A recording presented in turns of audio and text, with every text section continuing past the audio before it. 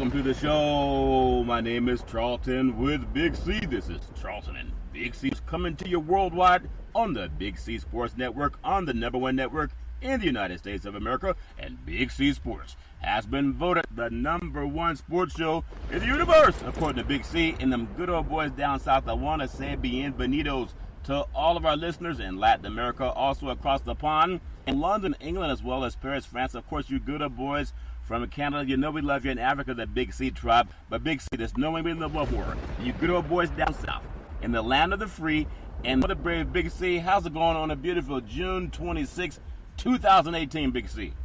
Well, Charlton, the South is how we made it. You know, everybody wants to replicate what we do down here. How's that? From the heat, from the heat to the food, to the moonshine. Oh yeah. To just loving everything. You know, we do it big time. And also, you know, when you look at the college national championships in football, yeah, everybody's chasing us. I think everybody is chasing this. I think it might be those officials that want to be able to stay in their jobs that are making sure you good old boys. But I do want to give some props out to Oregon State, at least when it comes to baseball in the Pac-12. They're representing the Pac-12 very well, playing against Arkansas.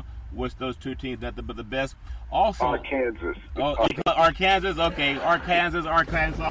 But I love the fact too that we had it feels like the NBA basketball just got finished, and then we had the award show, and now it seems like NBA basketball is about to start up again. I really like the speech that Oscar Robertson had. I thought they showed a lot of respect for him. And then even in the world of politics, Maxine Waters and POTUS, I think they're going to be on Dancing with the Stars, or were the Stars and Fireworks? I know there was some stars with Maxine Waters. Big C, your thoughts? Well, Charlton, when I look at the two, you know, in the war of words that they're having back and forth, and, you know, POTUS called her an idiot, you know, I equate Maxine Waters and Donald Trump to the Cleveland Cavaliers. Yeah. I'm looking at her IQ. This is in the playoffs. Yeah. Her IQ would be up at the range of what LeBron James was scoring every game. Yes. You know, I'm looking at POTUS's IQ. It reminds me of J.R. Smith scoring in a game. Okay, that's the differential between the two. Yeah. You know, when we want to bring sports into the political equation. Yes. But you know, I'm thinking about all the things that he has said, the banter where he's attacked people, whether they're handicapped, whether they're from another country or whatever ethnicity they are in the United States.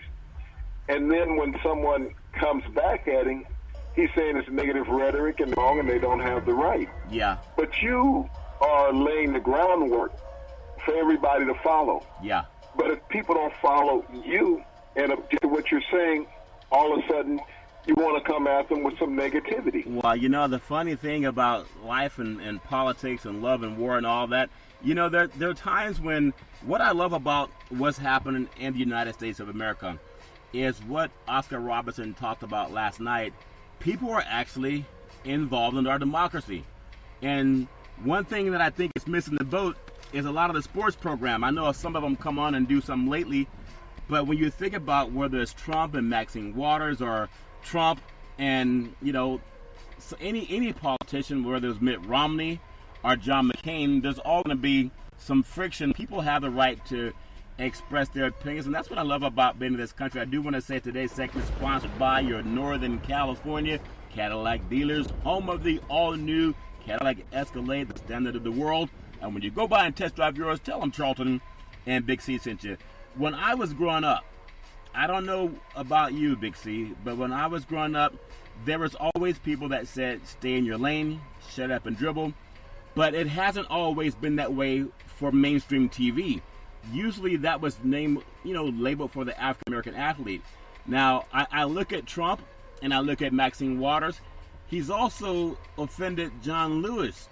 So he attacks everybody from John McCain to Maxine Waters to Lewis. But as you mentioned, we teach our young kids there's this bullying thing going on in the United States of America. How can we stop bullying when the kids who are bullying and being bullied look up and see our political leaders not even showing some type of social discord? Big C, your thoughts? Well, Charlton, I think the First Lady might have to sit down and have a talk with her husband, because I know last month she launched this program about Be Best. Yeah. and no more bullying. Bullying needed to stop, but I think she walked past his bedroom door and, forgot to speak to him about it. Yeah. Because, I mean, we're getting bullying every day from the highest office in the land. Yeah. And that resonates, whether it's just his base or anybody out there, Charlton. Yeah. You can't walk around doing this.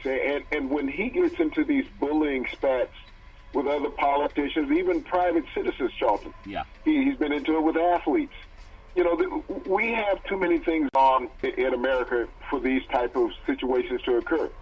It's like today he was addressed during a press conference about Harley Davidson leaving America. Now, you think about an iconic figure, Charlton, and Harley Davidson with sports vehicles. Everyone knows what they are. They're loud. You hear them 2 miles coming down the street. You know what they sound like. Yeah. You don't even have to question what type of bike because it's an iconic American image.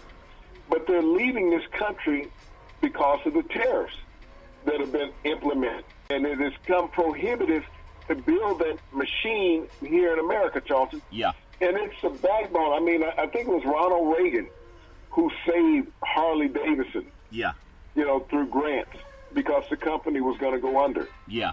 And it rebounded, Charlton, and became a solid American company once again, employing thousands of Americans, Charlton. Yeah.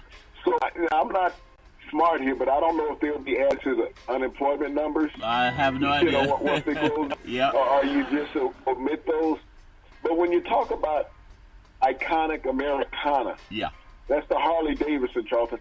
You think about the number of athletes who own a Harley Davidson, Charlton, that, this was one of their boyhood dreams, being able to drive one.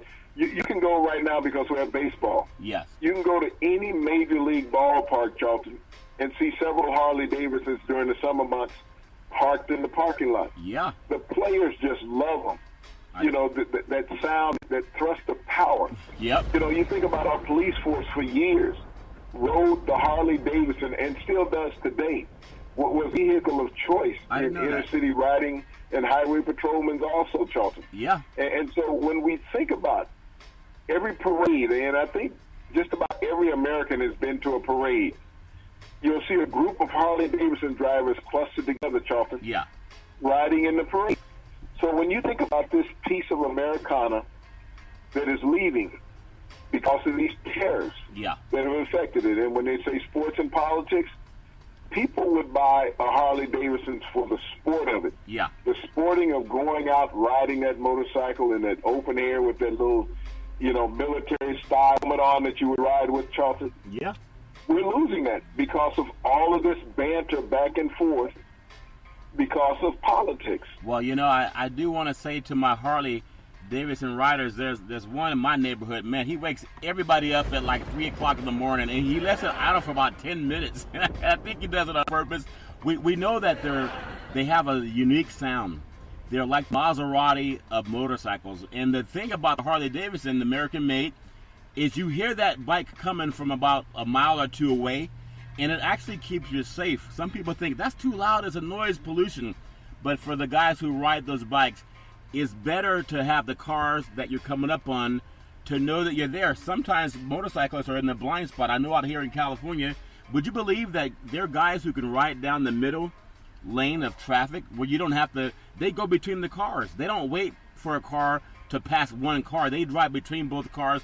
Do you see that same type of behavior down south, or is it just a California thing, Big C? Charlton, it's a national thing that, the bike riders do ride down between cars periodically, unless you have a whole squadron of them going up and down the freeway, Charlton. Yeah. That's one of the pluses of being able to get through traffic expediently, is being on two wheels instead of four. Yeah. But, it's just one of those dreams. You go back and you look at great films, that actors have been in, and Harley Davidson has been there. When you look at Charles Bronson, he's used it. Steve McQueen in The Great Escape. I remember when that. they're in the Nazi training detention camp, Charlton. Marlon Brando, has written them in movies, Charlton. Our iconic actors have made this a symbol of Americana and what it represents. I mean, it was the bike that the U.S. military used in World War II. Wow. So when you think about that the U.S. military depended on Harley Davidson, they were the backbone of support for our U.S. military. And we're losing this history. Remember the movie, I think, Happy Days with the Fonz? And I think that was Adam. Did he use a Harley Davidson also back in the day? He had one also, the Fonz. He was just cool. Yeah, he was that cool guy, that Fonz. And that's American made. So when it comes to American jobs, we hate to see it happening where it's hurting people. But obviously that's part of politics and business, and that will get ferreted out too. But I want to throw your thoughts to something that we saw last night. I thought it was very classy, even though it's maybe about, I don't know, 2 months too late, the NBA, the award show. I thought it was done very well. I love seeing the great Kareem Abdul-Jabbar coming out there on stage. He was there with Charles Barkley. They celebrated the great Oscar Robertson, and I believe he had the Lifetime Achievement Award. And that's something that a lot of young people need to see more of. They need to see. Now I'm an older guy, so I'm just going to point this out because I know I'm probably the eight. I see all that gold you have next, so I'm not trying to offend anybody, Big C, okay? But I noticed he didn't come out with 50 pounds of gold on his neck the way everybody did for the BET Awards. I just want to know, is that something because of styles or just because he's older, Big C? Your thoughts? Well, let's equate basketball to basketball. We just watched the draft. Yeah. And we saw these young players who have never been on an NBA court as an active player. Yes. When we look at the Big O, who's considered the greatest point guard of all time, he invented the triple-double, Charlton. Yeah.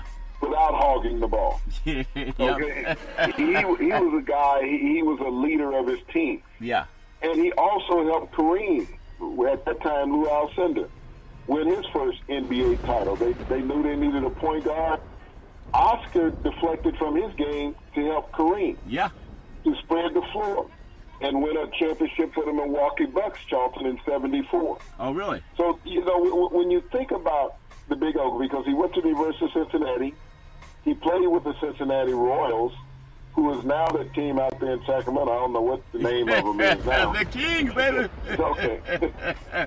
I'm a Warriors guy, Big Z. I like Golden State. Ironically, if you look at their record books, he owns most of the records. Wow. For that team, Charlton. Yeah. So, the Big O, when you talk about class and character, this shows you the maturity of an NBA player, is that you don't have to put on $250,000 in jewelry to show people that you have arrived. Yeah, so you can get robbed or something. Yeah, that's true. And we've seen that happen with many players that they've gotten robbed.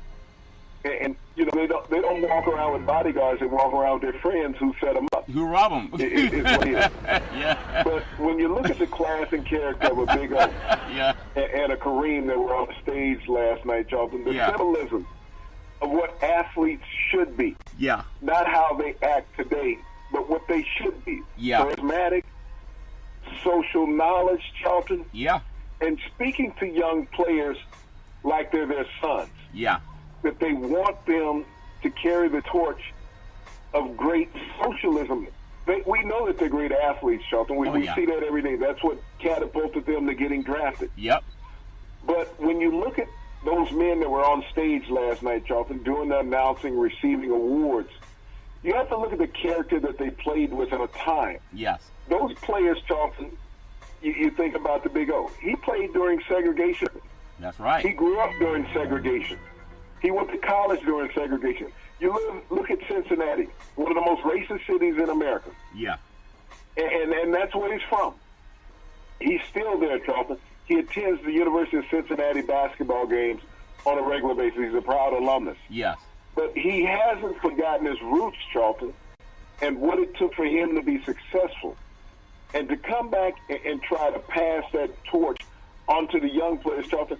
The problem is that the young players don't listen. And the perfect example, when we looked at the draft last week, you got $250,000 worth of jewelry on. No one cares about that. No. They honestly don't, other than your posse. Yeah. Because everybody that you're going to be teammates with now, Charlton, yes, has more than what you have. That's a good They have point. more money than what you have. Yeah. They have more experience than what you have. And you're hoping to ascend to the level that they are. You're not going to impress them walking in there with 2.5 pounds of gold on your body. Like Mr. T, yeah. You're not. Yeah. So, when you're out there at practice, they don't care about that. You need to put it away. Better hope you got a lock on your locker also. That's funny, Big C. And when you're on the NBA court, yeah, everybody that saw you flossing during the draft, thinking that you were better than everybody else, and I'm going to use one of your boys as an example, Lonzo Ball. What happens to you when you get to the NBA, when you think that you can outshine a veteran player? Yes. They will put you in your place. And Lonzo Ball can speak to that with the Lakers. Yes. Is that his dad went out there and ran off his mouth. He let that alligator mouth write a check that his little chihuahua butt couldn't cash. Yeah. And he had a tough season. Yeah. Well, I'll tell you what. I think Ball's going to turn out to be a good player. It's just going to take him about 2 years, which meant he would be a junior at UCLA. But I think it's who you surround with. But I got to go back to a point you brought up. I talked to a lot of older people growing up, like grandparents and parents, and listening to them and having their conversations. And some of it actually rubbed off. I mean, some of it didn't, but some of it rubbed off. And what I thought was so eloquent about Oscar Robertson last night, and I've known that other people have been playing some of his excerpts on their programs today, but you mentioned something that a lot of people just don't know, how he played in the days of Jim Crow, grew up in Jim Crow, saw Jim Crow abolished, and then seen athletes trying to make a stand to end some of the Jim Crow behavior that still exists. And he called for, I'm proud of him, I know you've been doing it a long time, but he was one of the rare African Americans, outside of you, Big C, that called for our mainstream, our Caucasian friends, to also have some decency about ourselves. It's just like with Big C Sports, when we talk about keeping women safe, I'm not a woman, you're not a woman. But let's not make women be the only ones who advocate for themselves. And I want to even tie this into what Maxine Waters, her thing is with POTUS. For so many times, and for too many years, women had no voice. We had Barbara Walters. She was always the media, the news slant. And as elegant as she has been in media, she was never really controversial. Well, then you have Maxine Waters. And there was a time back in the day when Oscar Robertson was playing, they fought for a lot of the same struggles. But you know how they say history repeats itself? I think his speech was not only a speech to athletes about just keep doing the right thing. It may take society a while to catch up, but you don't wait for society to catch up. You just do the right thing. I think he also was very pointedly speaking to what you and I talk about, our media brethren that act as if the only thing in the world is sports. They can play, they can praise him, they can applaud him, he's a Hall of Famer. But did you get that message too, or was it just me, Big C? Your thoughts? Well, we've talked about that, Charlton, and you always say that the athletes, what athlete will speak up, or why won't this athlete speak up? You have to understand that when the media doesn't give them the platform to utilize that part of their voice, yes, it's not that they haven't spoke up. It's just mainstream media doesn't want to cover certain parts of athletes, Charlton. You think about, as popular as LeBron James is, yeah, one of the things they don't want LeBron speaking about is socialism. Yeah. And so everyone steers away from that. We've seen him on the ESPY stage take the leadership stance.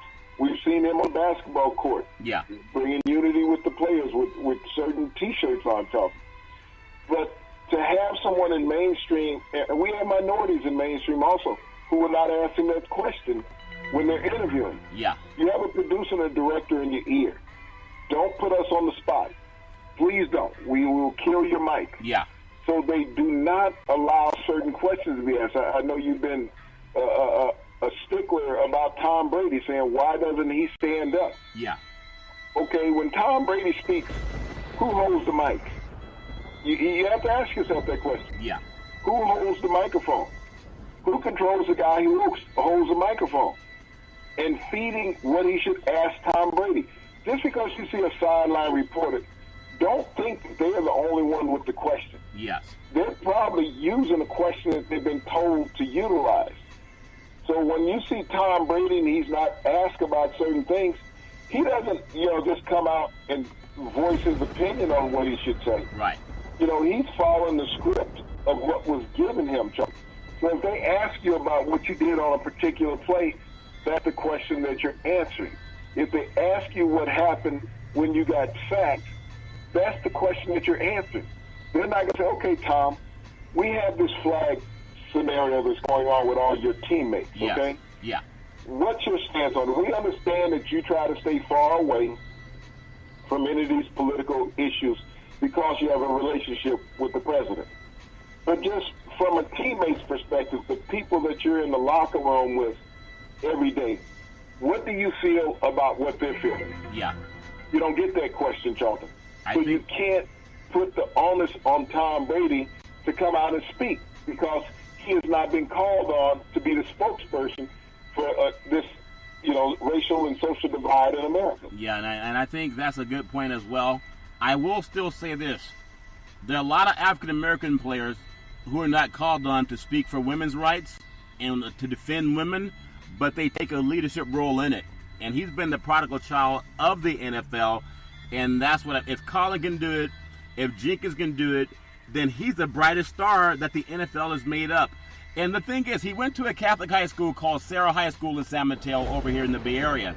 And they teach that Christian belief that I'm my brother's keeper and that you treat each other fair. And if you see injustice happening, don't be quiet and say, well, I know the people who are doing the injustice, so I won't say anything. No, I can't give him any more esteem than Rosa Parks. Rosa Parks, as a black woman, she was, no one gave her a microphone to stand up and talk about, I'm not giving up my seat to a bus for an injustice. She just did the right thing. And I know they teach that at Sarah High School. That's the same high school that Barry Bonds went to. That's the same high school that Lynn Swann went to. So I'm just saying that, just like Oscar Robertson, last night, no one gave him a platform to say anything. He just spoke from the heart because he's real. And when you're real, people can feel it. And I want to bring up this point, too. I was talking to another gentleman just the other day. He happens to be a wrestling coach, and he's out of the Big 12 conference. I won't call him out. But he told me about some things I'm talking about in this 2016 election. He's a sports guy back there in Iowa. Okay, I'm not going to say where school. I'm maybe narrowing it down. But he had some enmity given toward him when he was going in to vote. He just happened to be a person of color. But he said the same thing that we all say. If we wait for the quiet people and the sycophants to do anything to make life better for women or people of color, it won't change. I got to make one more point. I feel ignorant by just finding this out about a week ago. I was reading an article out of a Northern California newspaper, prominent city, and it said that African American boys are 10 times more likely than mainstream boys to be expelled from school. And that's if you play sports. What about the kids that don't? And I think that we can't just leave it up to African Americans to speak up no more than we can leave it up to women to speak up. And that's what I'm saying, whether it's Brady or Barry Bonds or Oscar Robertson.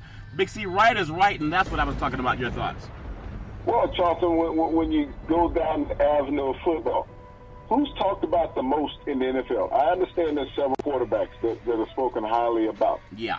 But when I'm sitting around and I look at these top flight receivers, Charlton, yes. I look at Odell Beckham, I look at Antonio Brown, I look at Julio Jones. No one is calling on those players, Charlton, that everybody knows about, especially when you're picking a fantasy league. Yeah. I don't hear anybody talking about Le'Veon Bell.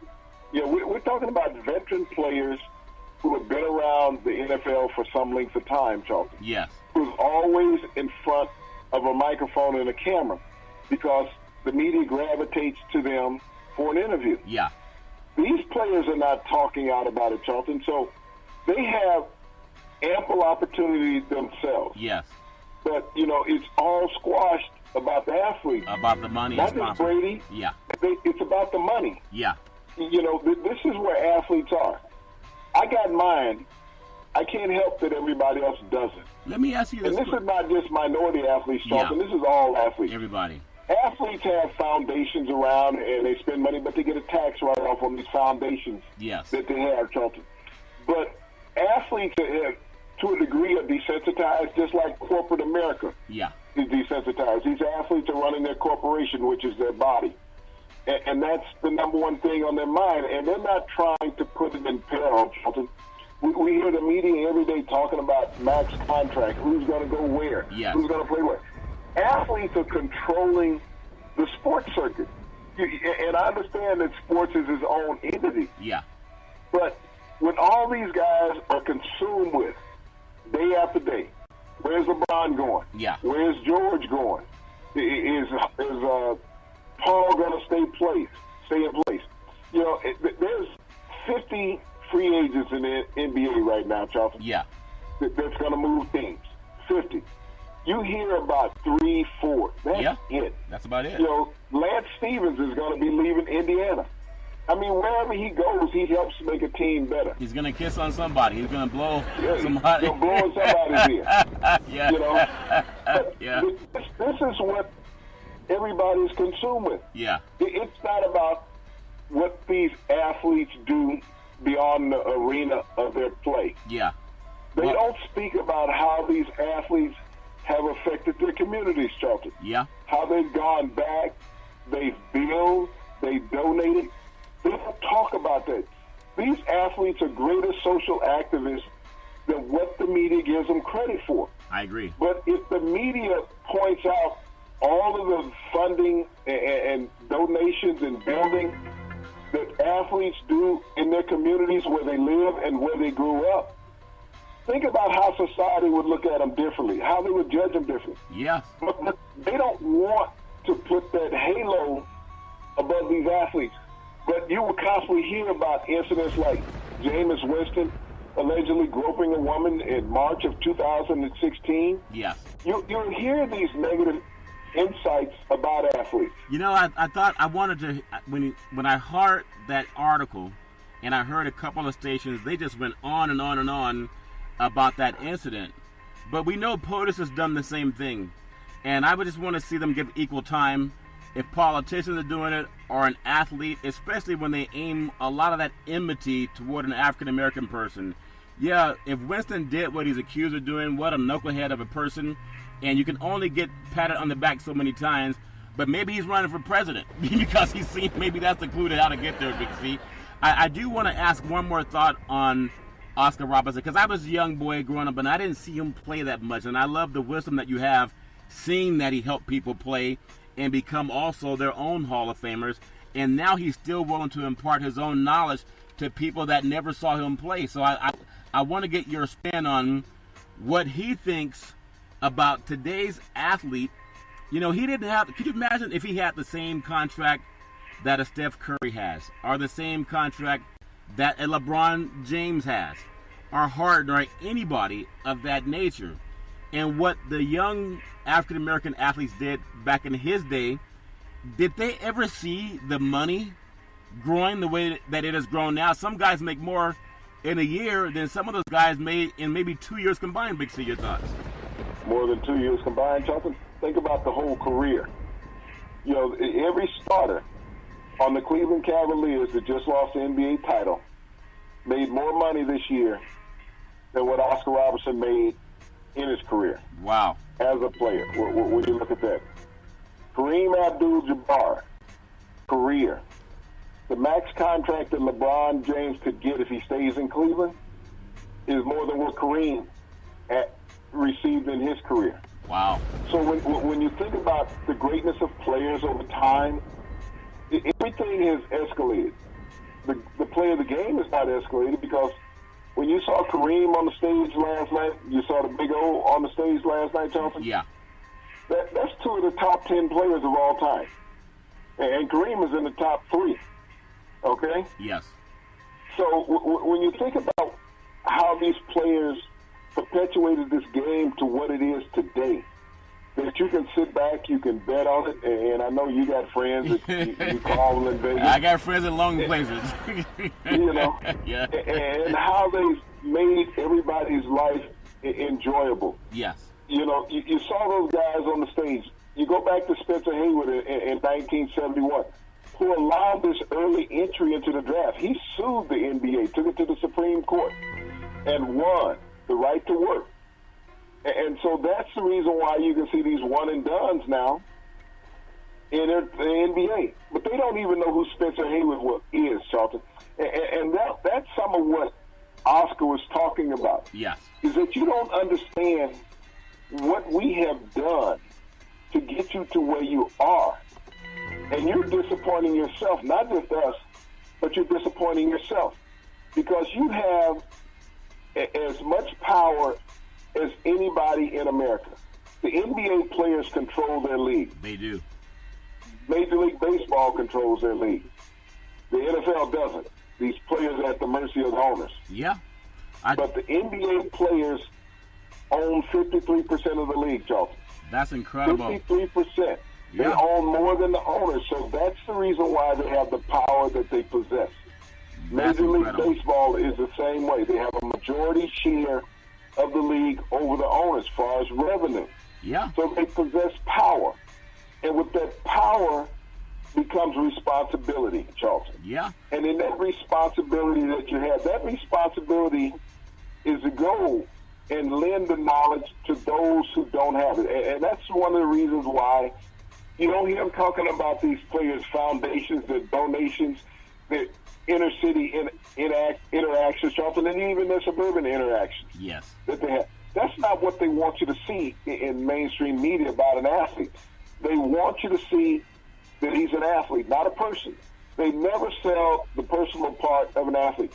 As much as they talk about LeBron James before the season ended, since the season ended, and even when the season starts up, and even if he doesn't move from Cleveland, they're not talking about LeBron the man. They only talk about LeBron the dribbler, okay? Yeah. The basketball bully. That's the only guy that they talk about. They don't let you know. They don't put a human factor to LeBron. That's the biggest problem that the NBA has and all the sports have. They don't put a human factor to the players. And until you put a human factor to the players, society will always have a negative spin on athletes, Charlton. You know, I saw something last night. I do want to say that sports is a billion-dollar industry, and boys and girls sports is the foundation to this billion-dollar industry. And for every athletic and sporting event, you need athletic and event insurance. We work with Ben and Mark. They've been around half a century. They work with Big C Sports. Whether you're a pro team, a collegiate team, a high school team, or your mom and pop soccer leagues, when you reach out to them, let them know Big C sent you at 800-772-8624, 800-772-8624. I saw a lot. You know, I love CNN. I love Don Lemon's program. I love Chris Cuomo's program. And Draymond Green was actually last night on the show with Chris Cuomo. And would you believe he asked him just a little bit about basketball, but the rest was his thoughts on society right now and some of the work that he's doing. I had no idea that Draymond was so involved in the neighborhoods in trying to rebuild and help people go to college, get people a good education, or helping them find work. And I was more impressed with that Draymond Green than the guy that likes to kick people in that vibranium, as he did a couple times to LeBron James that got him kicked out of a game. And that's what I love about when you have men going on to these sports programs, and then sometimes they say nothing, but then they'll go on to a news program like CNN, and they make the man, I'm sure Draymond's family can feel more proud about the way he conducted himself on CNN News than he does at an interview after a basketball game. What do they give you, about 30 seconds to talk about whatever? But he had about a good 5 or 10 minute segment. The man's intelligent. He's well-spoken. He's well thought out. And I think, and that's my biggest my heart pounds for that. I would love to see more people around the world, when they think about the African-American athlete, don't just see us as some guy who's shucking and driving and dribbling a basketball or talking about how much we can bench press. And that's wearing a $250,000 in jewelry. $250,000 in jewelry. I'll take the $250,000, but I won't buy jewelry with it. But they just get me proud, Big C, African American or not. I'm sure mainstream could say that too, and say, really, he does that much? Because I know a lot of athletes, but to hear them say what they're doing, and he didn't just get on and talk about winning a championship, man, that's what young, and again, 10 times more likely to be expelled from school by the same teachers.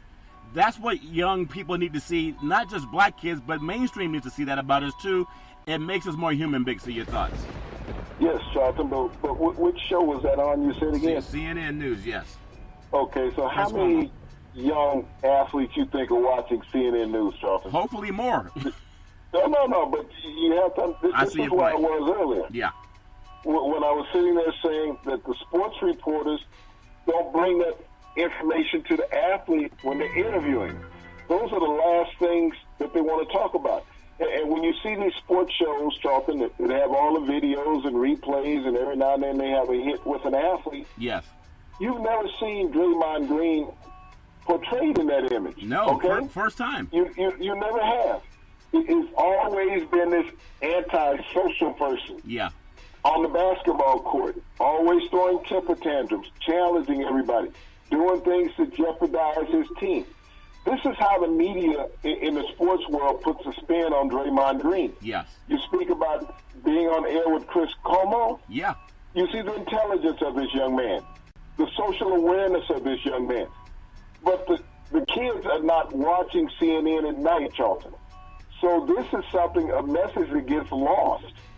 The Mothership and other sports shows are not going to take that and show excerpts of it. They're not, because it's not what they're on the air to do.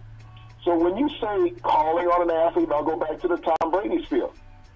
They don't ask Tom Brady about this. The ESPN has never asked Tom Brady the question that Oprah asked him. Yeah. Okay? So when he's interviewed by Oprah, how many sports kids are watching Oprah? They're not, Chuck.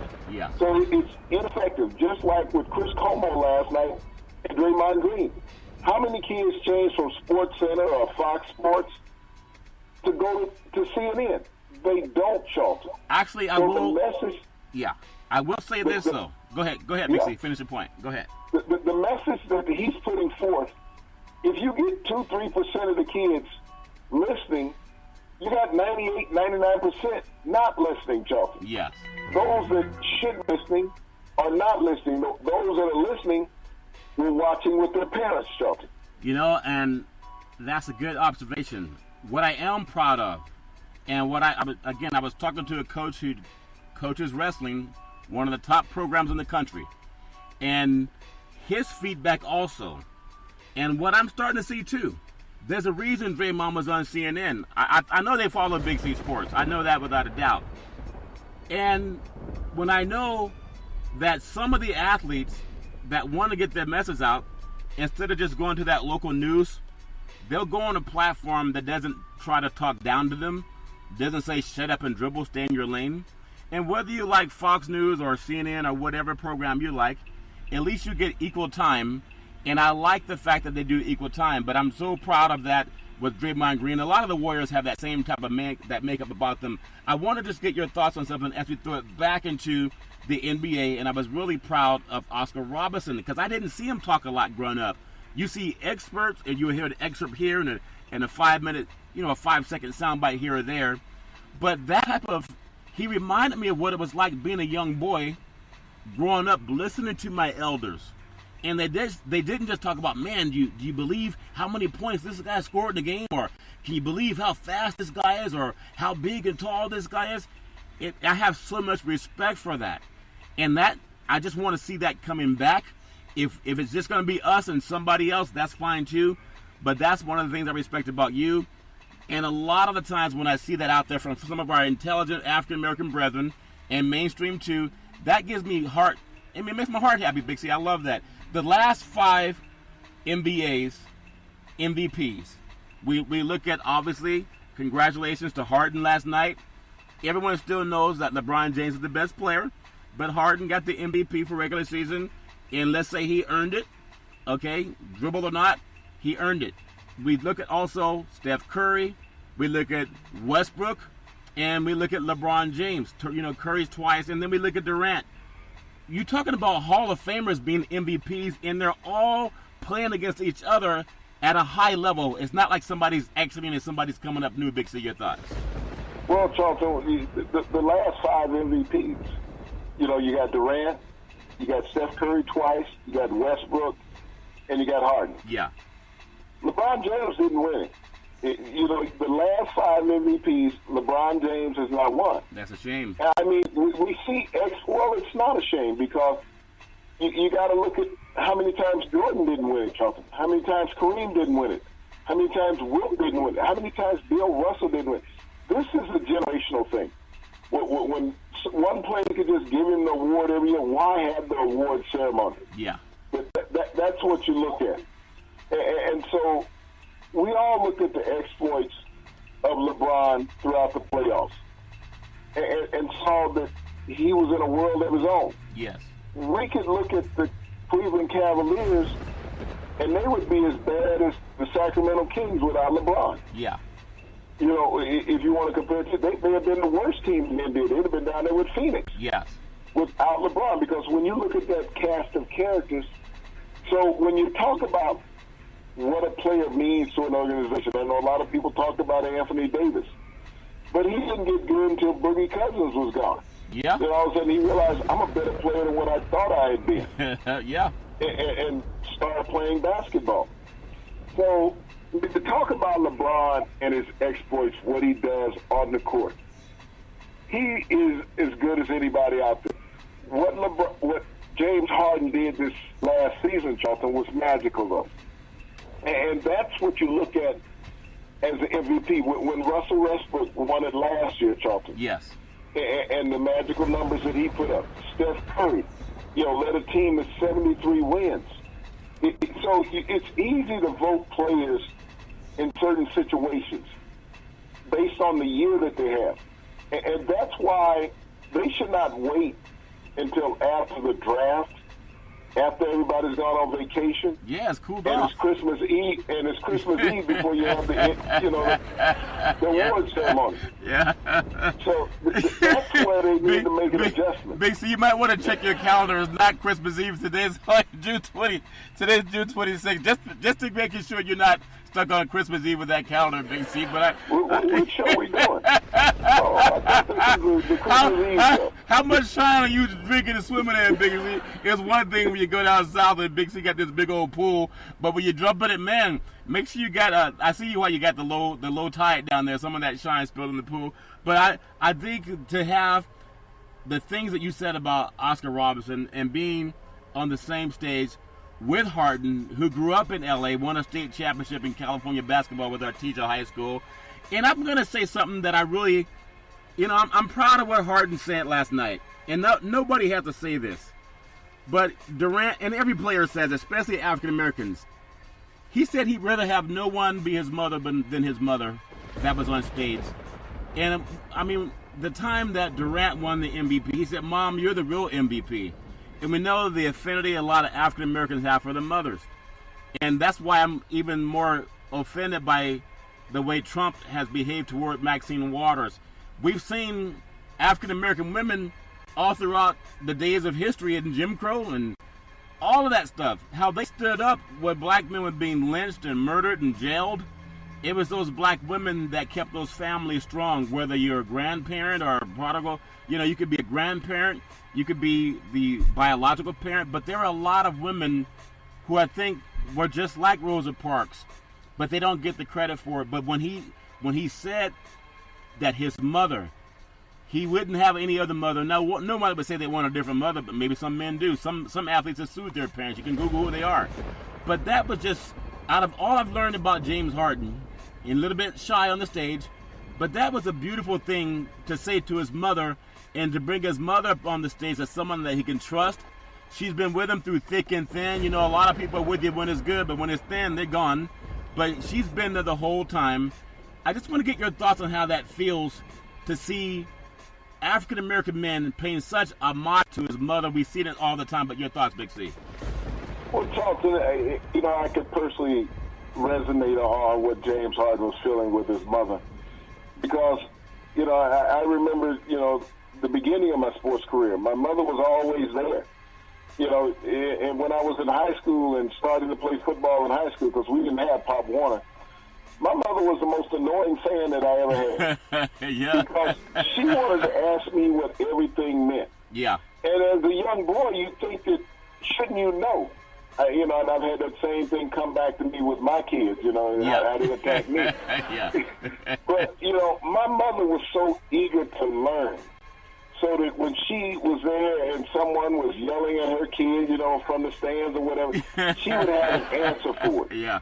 And I was too young to recognize what she was trying to do. But my mother became a student. Yeah. And I was a student. But my mother became a student, and she wanted to say, hey, I need you to teach me what you know so I know that. Yeah. And I'll go back to when I was inducted into my College Football Hall of Fame, Chauncey. Yes. And my mother was there. And, I paid homage to her.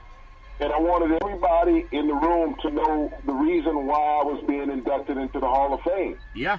Was this woman that was sitting there. And I asked her to stand so that everybody could see her. Yes.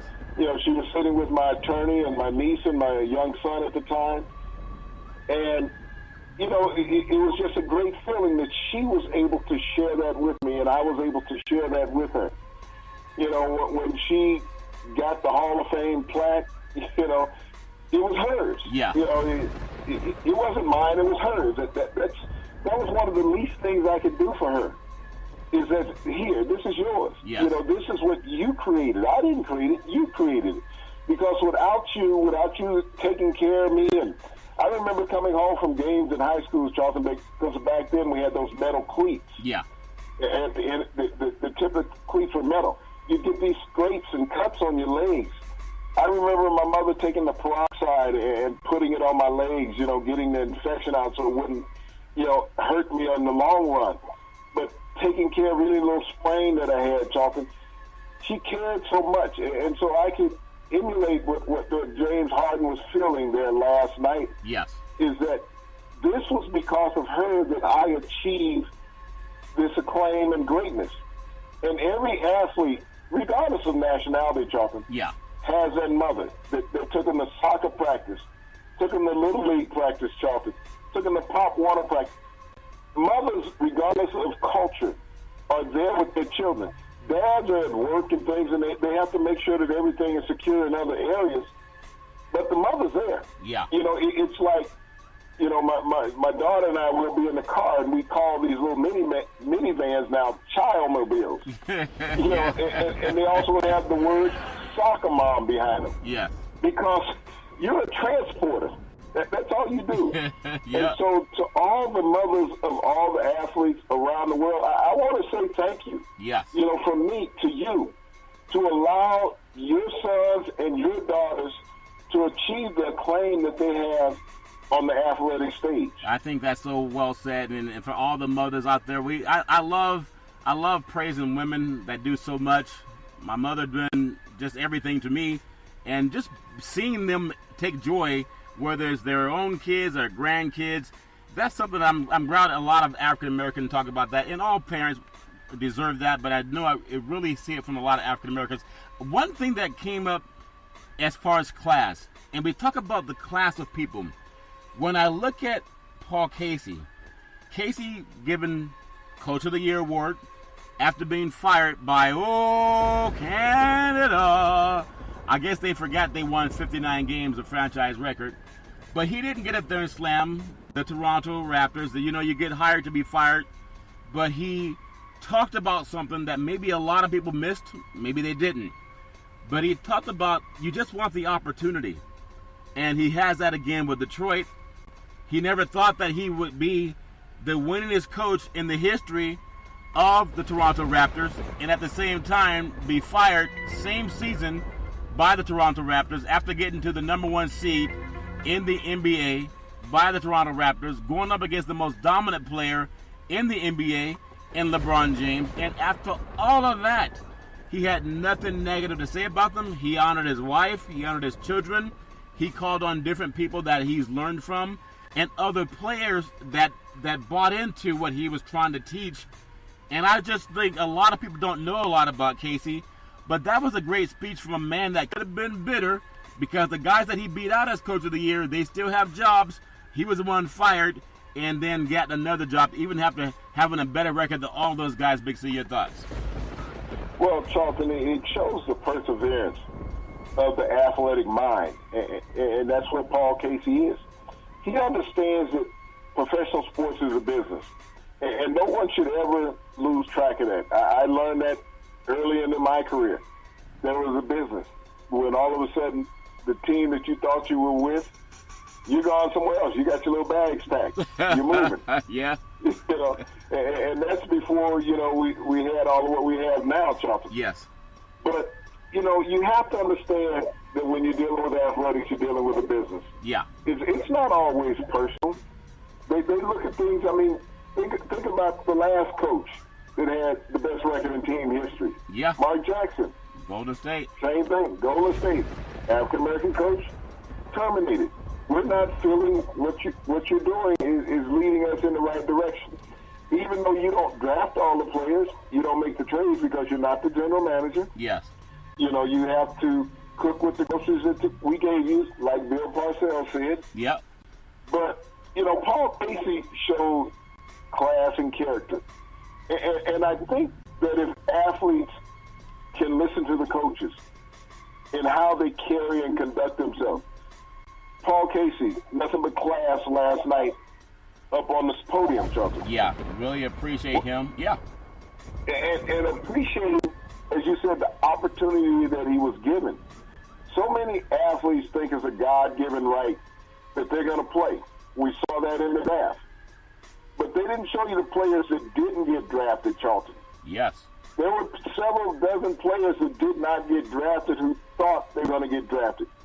What's the story with those? Why won't the sports shows show those players, Charlton? Why don't they show the green room where these players are sitting there frustrated? They're sitting there 2 rounds gone by. They're in debt now to an agent. They can't even afford the jewelry that they got on. Yeah. You know, they got to figure out how to pay them back just for the jewelry. Sneak it back. It's called sneaking it back, BC. I think that's incredible. Yeah, go ahead, C. So when we look at that and then we look at Paul Casey, you look how Paul Casey dressed on the stage, Charlton. Very sharp. Look how Oscar Robertson dressed on the stage. Yeah. Look how Kareem dressed on the stage. Look at Charles Barkley. I mean, Slavish, but still, look at Charles. Yeah. And the crowd and the character of those adult men that were there last night, Charlton, at this award show. Elgin Baylor, one of the greatest players of all time. Yes.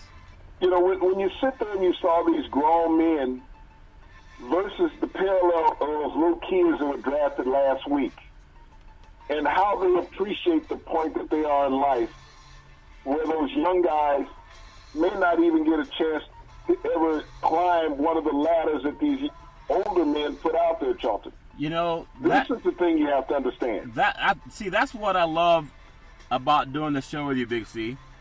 I was talking to someone and they were saying, so where do you guys get your material? I said, I Googled, Big C has his Bible and some moonshine. So I think you try that out, things start coming to your mind when you got the Bible and you're reading the Word, and then you got the moonshine making you relax so you can receive the message, right? But I think what I saw, you just brought something up that's kind of the juxtaposition of what I feel, and it's just my own opinion. But I love paying respect to our elders. I love paying homage to the people who came before us and not making it not about them. Now, I'm not being critical, it's just an observation. When I saw the BET Awards and I saw all the bling bling that the young society is into now, who has more bling, who has more, jewelry or crystal or whatever it is.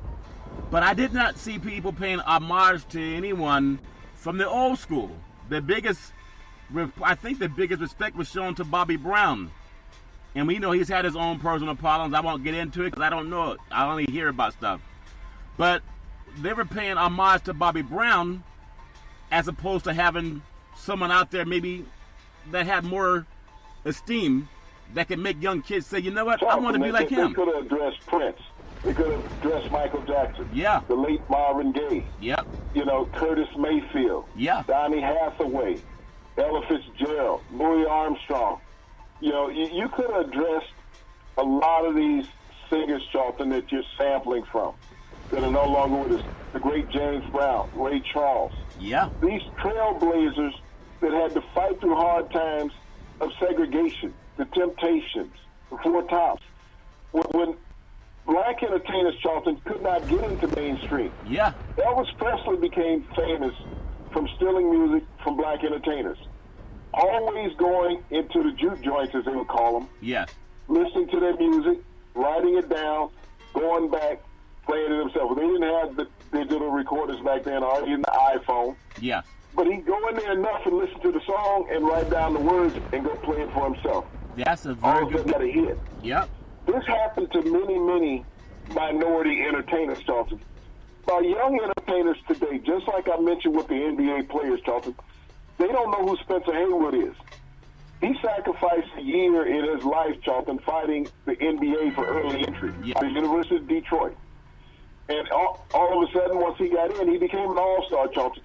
But he allowed these players to be one and done and get into the NBA. Matter of fact, even before the one and done, he created straight out of high school. Yeah. After his suit, straight out of high school, several players, Moses Malone, Dale Dawkins, many other players, Charlton, came straight out of high school. We think about the Cleveland Cavaliers with LeBron James and J.R. Smith. Yes. They were both straight out of high school. Yeah.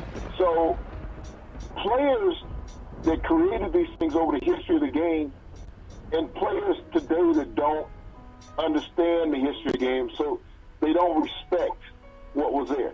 It's like, I'm making so much money that I don't have to listen to anybody. Yeah. Which is true to a degree, because they've gone to that FU money, that upper echelon. Yep. that I can do and say what I want to say. Yeah. But to not learn from the history of something, Charlton, is that you make a fool out of yourself. Yes. Because you need to know, and every time you see one of these gentlemen that has allowed you to become this instant millionaire, you should just bow down to them. You were talking about taking a knee for the flag. No, you take a knee for these gentlemen that sacrifice everything on your behalf. I love the fact that you bring that up, because it's near and dear to my heart when we talk about the thing that will keep our young people safe, because we know they're being preyed on. You got to know we're being preyed on. You got to clear the fog, and clearing the fog is having access to wisdom and men and women who've been around the block, and they're trying to stand up and say things for our own children because they have the platform. That's why it's, again, with Maxine Waters and the thing with Trump, I would hope that he could be a gentleman about it. But she's at the point where she's seen this before. And at some point in time, you don't wait and go home and pray about it anymore. You stand up and you make a noise. You say, stop it. And I think that's what she was saying. And I mean, a lot of African Americans had to do that. Last thing I'll say about this, and you did it so eloquently, Big C, I would like to reach out to our young African American brethren, whether you got 50,000 pounds of gold on your neck or not, and you don't have to listen to anybody because you have the right not to. But there's something I learned just by watching Oscar Robertson. If I'm around young people and I want to show them how to aspire to be something better, everybody goes through something. Everybody loves it when you make it. It's the journey that's kind of challenging at times. But I would be more proud to have young people sit around a round table, Oscar Robertson and Kareem, than some of this younger stuff. Big C, I love that way you brought it to the show, and that's always something I appreciate. Back in the day, there was a man by the name of Drew Bundini Brown. He was known as Muhammad Ali's right-hand man. He would always say to Ali, with all you got to use, how can you lose? Rumble, young men rumble. Big C, what are you looking forward to in the sports universe? Well, Jonathan, I guess we're looking for the next sports award show. It's got to be time for something to come up. Yeah. But what I'm looking at, Charlton, is the College World Series. And, yes. Very excited about that. The first game tonight, Arkansas versus Oregon State. The West Coast versus the SEC, as we would say. Yes. We basically have two teams in there. Yeah. Arkansas. Yeah. So when you look at that, but I'm proud of these young men that's playing in Omaha, Nebraska, Charlton.